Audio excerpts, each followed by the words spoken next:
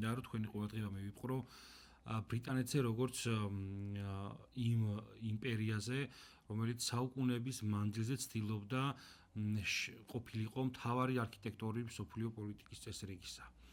უპირველესად ის ევროპის კონტინენტს ესე იგი დიდი ხნიანი ამ ესე იგი ომების დაპირისპირების შემდგომ განიხილავდა ესეთ სტაბილურ ბუფერულ ზონას, სადაც აუცილებელი იყო ძალათა ბალანსის პრინციპების დაცვა, რაც გულისხმობდა იმას, რომ ბრიტანეთი იმ შემთხვევაში ჩაერეოდა აქტიურად ევროპული პოლიტიკის საქმეებში, თუ რომელიმე აქტორი შეეცდებოდა ამ ძალათა ბალანსის დარღვევას და გაძლიერებას. აი სწორედ ეს გახდა მიზეზი ბრიტანეთის მონაწილეობისა ისეთ მნიშვნელოვან მსოფლიო პროცესებში, როგორც შეიძლება იყოს ნაპოლეონის ომები, პირველი მსოფლიო ომი თუ მეორე მსოფლიო ომი, იმ სხვა მიზეზთა გარდა, რაც არსებობდა ობიექტურ რეალობაში.